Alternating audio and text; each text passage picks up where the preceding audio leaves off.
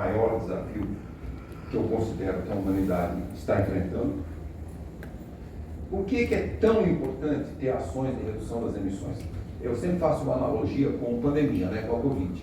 Tivemos uma super pandemia, explodiu. A ciência é tão importante que em menos de um ano a ciência médica criou as vacinas. E se não fossem as vacinas, se supõe que a Covid matou lá em 2020 e 2021 qualquer coisa na faixa de 20 milhões de pessoas. Não é pouco, mas 20 milhões de pessoas. Mas só não chegou a 100 milhões de pessoas porque foi inventada a vacina. Você viu? Mais de 70 anos para inventar a vacina da malária. E da Covid foi muito rápido. Então, isso deu solução à ciência. Por que é difícil mudança climática? Esse é o tempo de residência desses gases. O metano vermelho, ele tem um tempo de residência na atmosfera 9 a 11 anos. Então, é rápido. Acabar com o metano tem um enorme impacto. Mas olha os outros gases, principalmente o gás carbônico. Se vocês têm veículo que queima gasolina, se sintam bem culpados. 15% da gasolina que o seu veículo está emitindo vai estar na atmosfera daqui a 1000 anos. 1000 anos. O tempo de residência média do gás carbônico é 150 anos. Então esse é um enorme desafio. Enorme desafio. Não é uma coisa como a Covid que a gente tem uma solução tecnológica hoje para resolver o problema.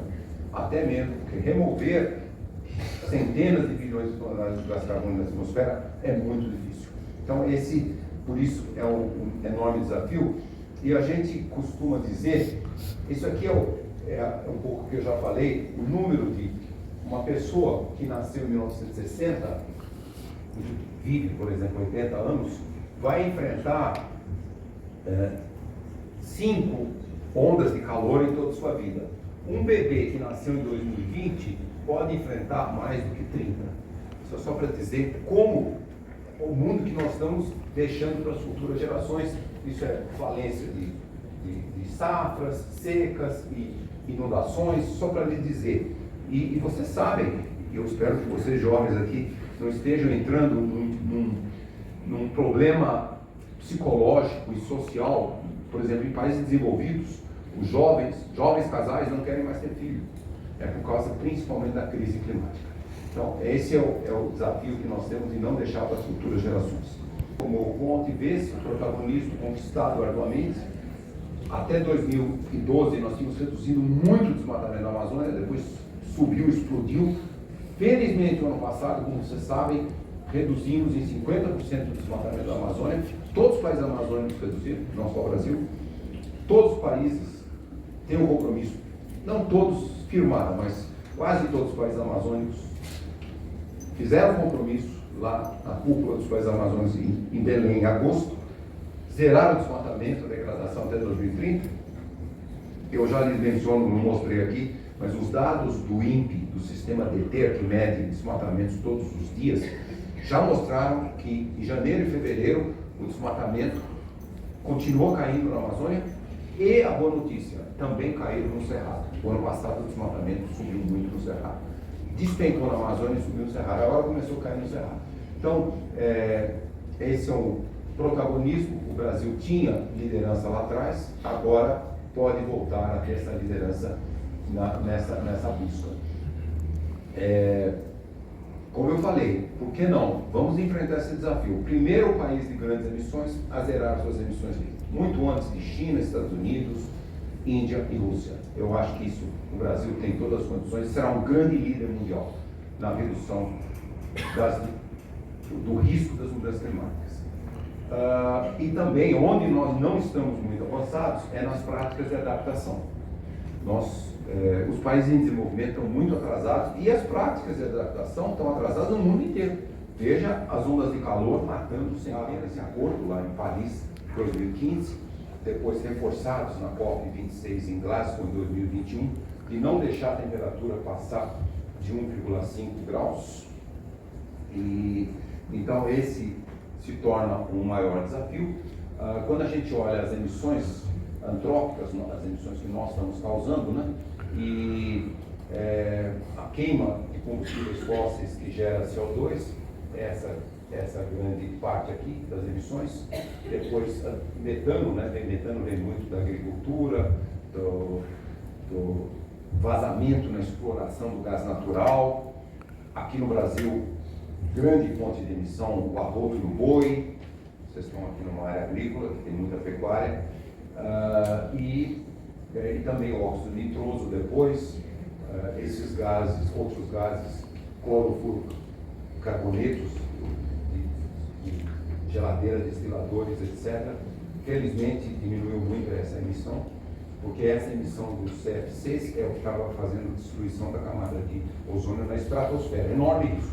Se a camada de ozônio acabar ou diminuir, a radiação ultravioleta causa câncer. Então, foi muito bom que a gente reduziu muito os CFCs. Das poucas boas notícias de que a gente pode resolver o problema. Dos CFCs a gente está resolvendo. E aqui, o amarelo, usos da terra, as emissões de usos da terra.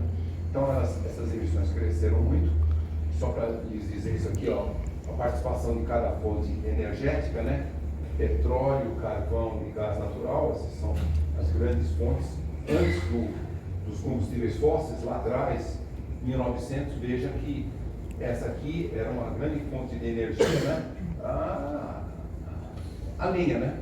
A lenha era a grande fonte de energia lá atrás, antes de explodir o uso, que melhorou muito a vida de todos, sem dúvida, dos combustíveis. Todo mundo compara 1980, os eventos aí, laranja aqui, é o hidrológico, né? Inundações, alagamentos, enxurradas, climatológicos, são estiagens e secas, os meteorológicos são chuvas muito intensas, e os que não têm a ver com mudanças climáticas são os geofísicos, né? Terremotos, vulcões, esses não aumentaram, mas todos os outros, isso é 2019, quando atualizar isso para 2023, esse número passa de 1.500 casos de eventos extremos, esses desastres causados por esses eventos extremos. Bom, eu vou muito rapidamente passar aqui para vocês esses vários exemplos que foram batendo recordes aqui. Nós tivemos um recorde na história do Brasil a partir dos últimos anos, mas principalmente em 2021, em Minas Gerais, depois aquele no sul da Bahia, janeiro de 2022, desculpe, na Grande São Paulo, janeiro de 2022, aquele de fevereiro de 2022, na região serrana, em Petrópolis, matou 240 pessoas. Em Pernambuco, matou mais de 130 pessoas também, um evento extremo na região metropolitana de Pernambuco. Depois, esse que eu mencionei, o de São Sebastião, em fevereiro do ano passado, um recorde de chuva da história do Brasil. Aqueles que eu mencionei, em Petrópolis, depois em março teve um outro evento de muita chuva em Petrópolis, e vocês veem uma enorme diferença de mortes, né? O de fevereiro teve mais de 240 mortes, esse teve muito menos. E a diferença foi que, infelizmente, aquele evento de fevereiro, ele não foi previsto pela meteorologia.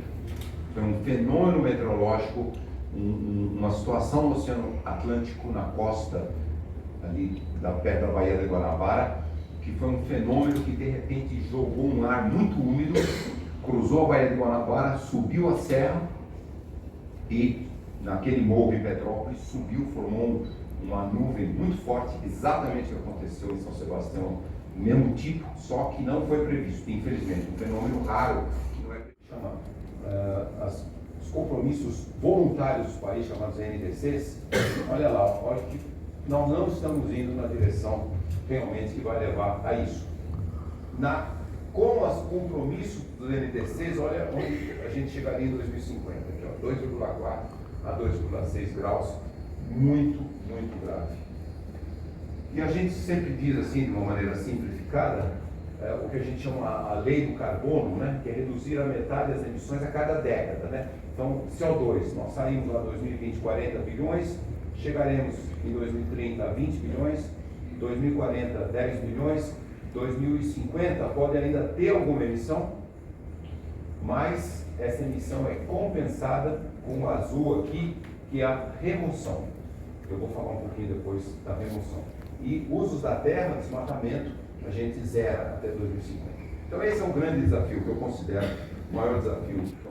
Que as populações entendam bem, por exemplo, um dos Objetivos de Desenvolvimento Sustentável, número 12, que chama Consumo e Produção Sustentáveis e Responsáveis. Então, a população tem que também combater o risco, reduzir as emissões dos gases de efeito estufa.